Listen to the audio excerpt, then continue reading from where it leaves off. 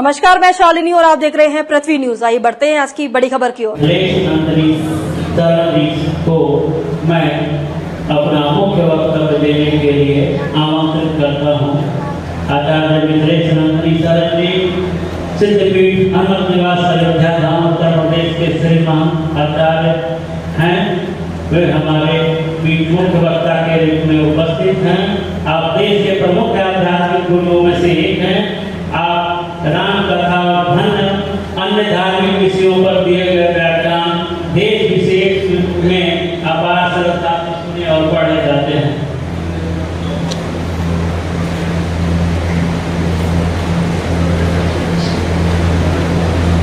ओम नमो भगवते उत्तम श्लोकाय नमः आर्य लक्षणशील व्रताय नमः उपशिक्षितात्मन उपासित लोकाय नमः साधुवाद निकषणाय नमो ब्रह्मण्य देवाय महापुरुषाय महाराजाय नमः।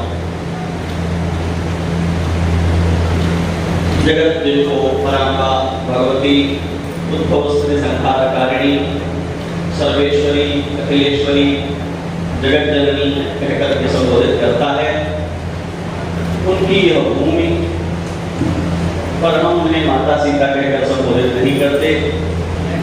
सीतामढ़ी के लिए वो माता सीता नहीं है, लाडली सीता है।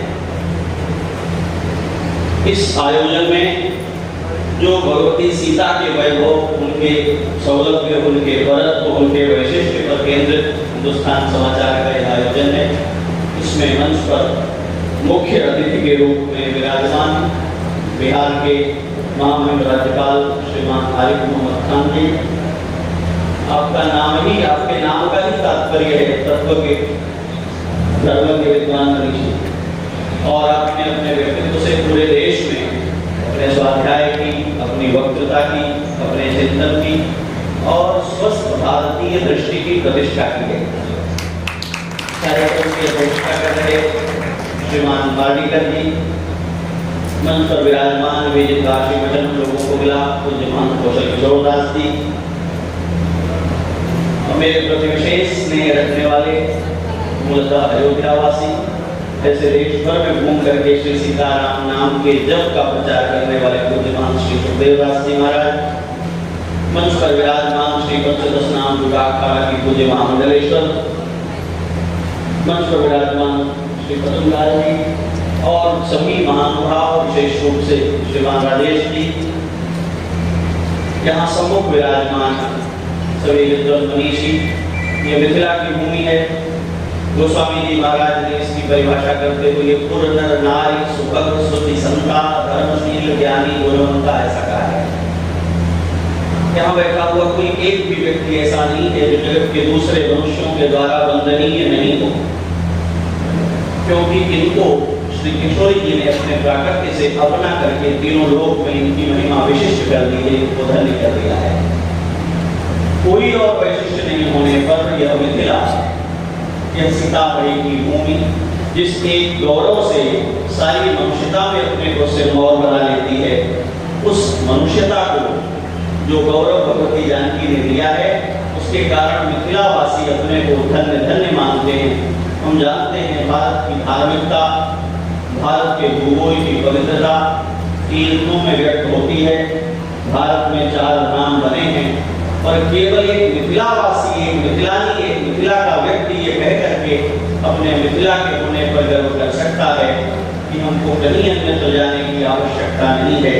60 बात कोटि दिवस गमे के मिथिले में रहे, क्योंकि हमारा मिथिले में चारों धाम, चारों धाम केवल मिथिला की भूमि दे सकने वाली इस भूमि में, इस भूमि के जो प्रतिनिधि यहाँ हमारे सामने बैठे हैं, देवियों और सज्जनों, काशी से मेरे साथ आए हुए सेवा के लोग, काशी कथा के लोग, आप सभी, एक बार भगवती श्री जानकी के संबंध के कारण आप सबके प्रति दंडवत प्रणाम निवेदित करते हुए श्री जानकी जन्म महोत्सव का सप्ताह अभी चल रहा है, छठी होना बाकी है। जन्मोत्सव हम लोगों ने मनाया है, तो श्री जानकी जी के प्राकट्य की बधाई आपको देते हुए कुछ पंक्तियां उनके वैभव की कहते हुए, मुझे तो मेरे गुरुदेव के अनुग्रह से नाम ही मिला है मिथिलेश नंदिनी शरण। जब तक सांस चलने वाली है तब तक मिथिलेश नंदिनी को छोड़कर किसी और की शरण होने ही वाली नहीं है। तो हिंदुस्तान समाचार के इस आयोजन को विशेष रूप से वालीकर जी को इस बात के लिए मैं आरंभ में ही बहुत साधुवाद देता हूँ। आपकी शक्ति, आपकी मति, आपकी कीर्ति, आपकी कार्य शक्ति बढ़े। इस सारे संसार को, इस भूमि को मनुष्यता के भाव से सिंचने के लिए हमारे पास जो एक चरित्र है वो श्री जानकी जी का चरित्र है। मुझे बात पिलाधीश जी महाराज, स्वामी सीताराम शरण जी महाराज का मैं स्मरण नहीं करूं तो मेरी बात पूरी नहीं होगी।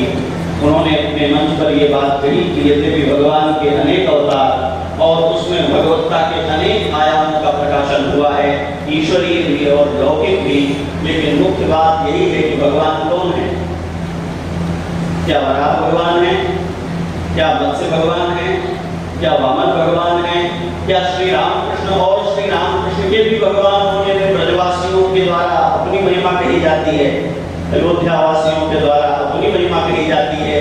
पूज्य पिलाधीश जी महाराज ने कहा कि ठाकुर दो बार रुपया है, अपने अपने मन से लोग उसकी प्रतिष्ठा करते हैं और फिर भी तत्व के महात्मा कोसव भगवान कह करके कौन वही ईश्वर है ऐसी जिज्ञासा रख देते हैं। पर श्री जानकी जी का चरित्र, श्री किशोरी जी का चरित्र, आप किसी धाम में चले जाएं, किसी उपासना में चले जाएं, कहीं उस चरित्र को लेकर न किसी में संशय है, न किसी में द्वंद्व है, न किसी में भ्रम है, क्योंकि भगवती जानकी का चरित्र निर्भ्रांत रूप से सर्वत्र प्रतिष्ठित है। वेद उनकी वंदना करते हैं, अर्वाची सुभगे को सीता वंदा भेदवा, वेद उनकी प्रशस्ति करते हैं, यश्य शानन कह करके वेद उनकी स्तुति करते हैं। सुमज्जाने विष्णवे कह करके वेद मंत्र में श्री गुणरत्नकोश की रचना करते हैं श्री पराशर भट्ट स्वामी। सैकड़ों श्लोकों में श्री जानकी जी के वैभव का प्रकाश करते हैं, उनके गुणों का निरूपण करते हैं और कहते हैं कि भगवती, हम देखते हैं कि वेद आपका चरित्र कहते हैं, उपनिषद आपका चरित्र कहते हैं, पर इसमें कोई बड़ी बात नहीं है।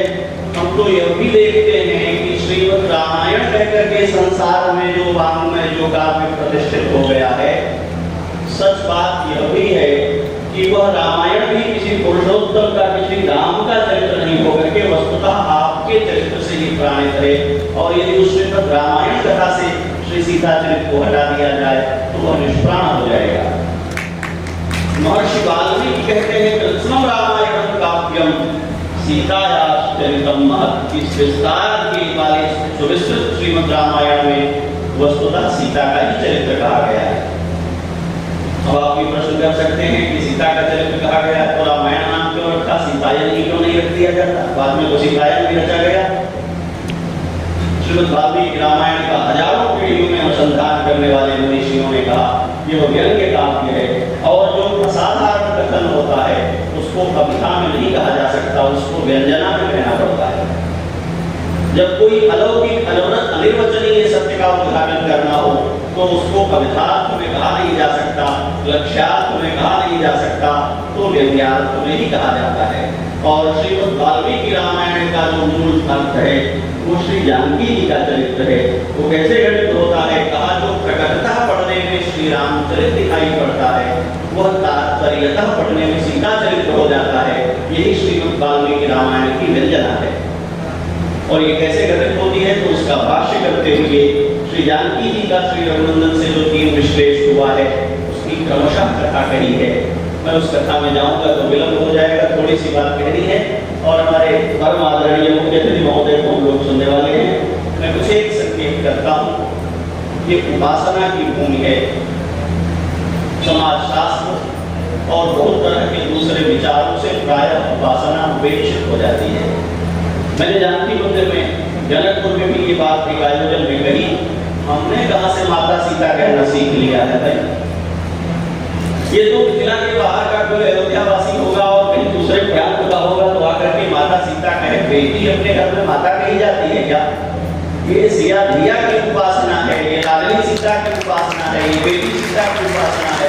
मिथिलावासियों की कोई माता सीता नहीं होती है, बेटी सीता होती है। और इसलिए जब हमारे आचार्य जानकी का स्मरण करते हैं तो कहते हैं सीता कदा लक्ष्यते, हम कब श्री जानकी का दर्शन करेंगे? कौन सी जानकी? उन जानकी जी का रूपांतरण करते हुए कहते हैं आयाति स्फुरदुली के धरे माणिक के रश्मित छटा दूरबा दर्पण जात को मगी पोता कंपा विदा। कैसी जानकी हैं तो कहा अभी अभी जन्म हुआ है अत्यंत सुकुमारी श्री जानकी जी ने ये केवल प्रकार चलना सीखा है माँ की उंगली पकड़ करके। माँ ने उनका श्रृंगार किया है, उनके पाँव में दिव्य पायल पहना दी है और वो पायल पहन करके पाँव में छोटी छोटी अंगूठियां हैं जिनमें पन्ने की मणियां लगी हुई हैं। उनको पहन करके बाल रूप में श्री जानकी जी जब श्री जनक जी महाराज के आंगन में चलती हैं तो जानकी जी के पाँव में जो छोटी छोटी पन्ने की मणियां पहनाई गई हैं उनकी किरणें पड़ती हैं माणिक्य के फर्श पर और उसमें हरी हरी किरणों के प्रतिबिंब उभरते हैं। ये दृश्य है, ये आचार्य ध्यान कर रहे हैं जानकी जी का। अभी अभी कन्या के रूप में श्री जानकी जी मिथिला नरेश के महल में जब पांव में पन्ने की मणियों का आभूषण पहन करके चलती हैं तो उनकी पन्ने की मणियों से पड़ने वाली किरणों से मणियों के फर्श में हरी हरी धूप का भ्रम पैदा हो जाता है और उसको हरी धूप मान करके वहां पर पाले गए जो हिरणों के छोटे छोटे बच्चे हैं वो चलने के लिए आ जाते हैं। पांव चलाएंगी तो ये धूप के प्रतिबिंब हट जाएंगे तो ये शिष्ट मृग शावकों को निराशा होगी, इसलिए जानकी जी चलना बंद कर देती हैं, रुक जाती हैं और जब रुकती हैं तो उनके दिव्य मुखमंडल पर लटकती हुई जो उनकी काली अलकें हैं वो जब उथल का भ्रम पैदा कर देती हैं। भ्रमर समूह एकत्र हो जाता है, उस भ्रमर समूह को एकत्र करना चाहती हैं तो उनके हाथ पर बैठा हुआ है यदि भ्रमर को भगाने के लिए हाथ हटाएं तो हाथ पर बैठा हुआ है जो उनका प्यारा शुभ पाला हुआ वो भाग जाएगा। एक जगह स्तब्ध होकर के एक और वृक्षावकों को, एक और मधुकरों को, एक और अपने ही पाले हुए शुभ को जानकी जी अपने स्नेह से अभिषेक करती हैं। तो आचार्य कहते हैं ऐसी पीड़ा करती हुई जानकी का दर्शन हम कब करेंगे। गोस्वामी जी महाराज जब कहते हैं पुत्र पवित्र किए कुल दो तो उसमें दोनों भाव निहित हैं। एक भाव वो जिसमें वो मिथिला में पुत्री होकर मिथिला वासियों को धन्य करती है। मैंने अनेक बार ये बात कही है, हम सभी मनुष्य जीव जाति धरती के पुत्र हैं, इसमें किसी को कोई संदेह नहीं है। कोई अपने नाम पे धरती पुत्र उपाधि अलग से लगा ले, पर जो भी धरती पर जन्मा है सब धरती के पुत्र हैं। भगवान वेद की प्रतिज्ञा है माता भूमि पुत्रो हम पृथिव्या, सभी धरती के पुत्र हैं। धरती के पुत्रों का कल्याण करने के लिए कोई आसमान से उतरा हुआ देवताओं का सगा नहीं हो सकता है। इसलिए परमप्रभु ने अपनी सजातीयता को, अपनी आत्मीयता को व्यक्त करने के लिए कोई सूर्य कुल नहीं, कोई दिव्य कुल नहीं, आकाश से नहीं, धरती से निकल करके धरती पर जन्मे हुए लोगों की पीड़ा दूर की जा सकती है। इसलिए भगवती ने भूमिजा होकर के धरती से प्रकट होकर के मनुष्यों को इस बात की आश्वस्ति दी है। जितनी शरणागति की परंपरा हमारी उपासना में है, भगवान कृष्ण के यहाँ जाइए आप, सुनने में बड़ा अच्छा लगता है। सर्वधर्मान परित्यज्य मामेकं शरणं व्रज। छोड़ सकते हैं धर्म क्या? एक दिन भोजन छोड़ना मुश्किल है, एक दिन मोबाइल चलाना छोड़ दें ये कठिन है। धर्म कौन छोड़ता है? सुनने में लगता है हमारी शरण में आ जाओ तो मैं तुम्हारा कल्याण कर दूंगा, पर धर्म छोड़कर आओ ये अनुबंध है। जितनी शरणागतियां हैं सब कंडीशन में ऐसो को उदार जगमाही। गोस्वामी जी ने श्री रघुनंदन के विषय में लिखा, राम जी ने भी शर्त रख दी शरण में आने की। सकदेव प्रपन्नाय तवास्मी दयादते। अब दोनों हाथ उठाकर कहो कि हे प्रभु मैं आपका हूँ तो मैं शरण में ले लूंगा। पर जानकी जी आचार्य पराशर भट्ट स्मरण करते हैं श्री जानकी जी का और कहते हैं कि देवी आप पतिव्रता शिरोमणि हैं, यद्यपि आपने बहुत प्रयत्न किया इस बात का कि आपके जो पति हैं, आपके जो श्रेष्ठ हैं भगवान श्री राम, इनकी महिमा कहीं कम नहीं होने पाए। आपने इनके लिए बहुत कष्ट था, लेकिन तब भी जो कृपा की गोष्ठी है उस कृपा की गोष्ठी में आपकी विशिष्टता हो गई और इनकी कृपा की गोष्ठी छोटी हो गई। उसका उपाय, उसका चिन्ह क्या किया? तो कहा जितने भी लोगों को राम जी ने शरण दी है उन सब ने क्षमा मांगी है।